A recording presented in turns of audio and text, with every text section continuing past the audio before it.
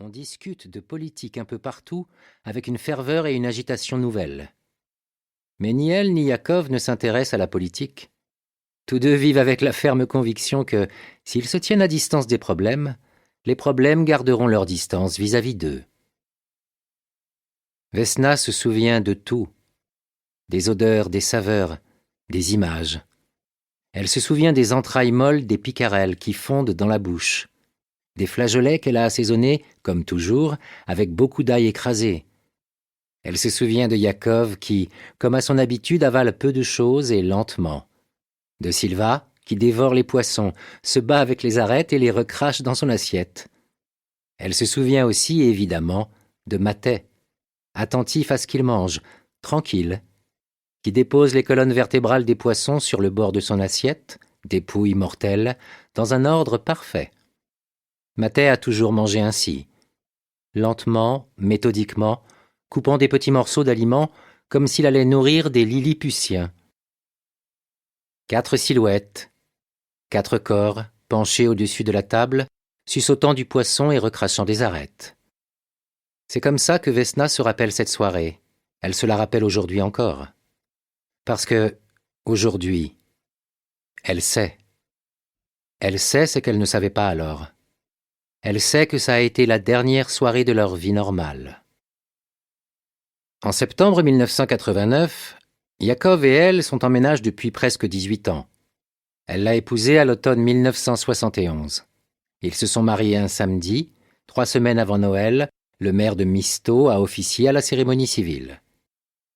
La fête a eu lieu dans la salle de l'hôtel et ils ont passé leur nuit de noces dans une chambre de l'établissement qui, hors saison, est froide et humide. Après leur mariage, Yakov et elle ont emménagé en haut de la rue au-dessus de l'église Saint-Spiridon. Ils ont partagé la maison avec Zlata, une tante de Vesna restée célibataire. La cohabitation a duré 7 ans. Zlata a vécu avec eux, silencieuse et invisible, jusqu'à un après-midi de 1978, où ils l'ont trouvée immobile sur le carrelage de la cuisine, victime d'une attaque cérébrale. Ils l'ont enterrée dignement, dans la discrétion, et la semaine suivante, ils ont investi sa chambre qui donnait sur le couloir. Ils en ont fait la chambre de Silva.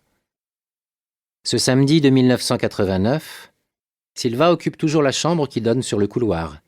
Elle y entasse ses vêtements, ses colifichets et ses secrets d'adolescente. Elle a fixé sur la porte une inscription en anglais qui conseille aux adultes de se garder autant à distance que possible. Vesna et Yakov se sont installés dans la vieille maison de Tata Zlata à l'automne 1971, le lendemain de leur mariage. Un mois plus tard, un matin, Vesna s'est sentie nauséeuse et a vomi dans l'évier avant le petit déjeuner. La semaine suivante, le médecin local lui a révélé qu'elle était enceinte.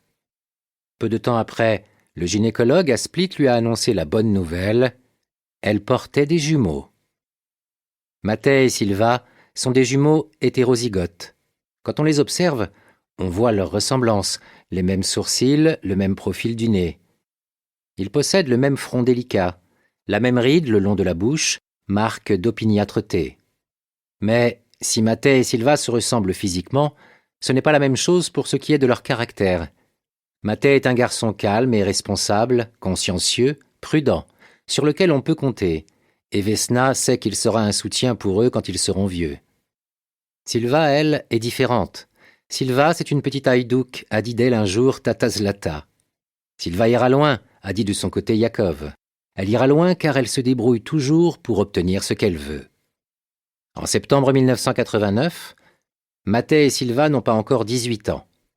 Mathey est en terminale au lycée technique de construction navale et à l'été prochain, quand il aura obtenu son bac, il envisage de s'inscrire à l'école de la marine. Silva termine son école de secrétariat et de comptabilité et aux questions de ses parents sur son avenir, elle répond par une pirouette et change prudemment de sujet. Silva et Mathey sont l'un et l'autre inscrits au lycée à Split.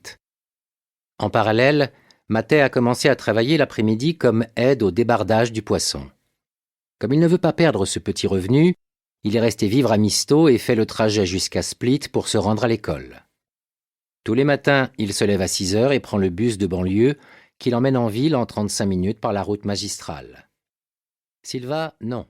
Sylva réside au foyer scolaire pour filles de la rue Cyril et Para seguir escuchando este audiolibro gratuitamente, haz clic en el enlace de la descripción y podrás escucharlo completo sin coste gracias a la prueba de 30 días de Audible.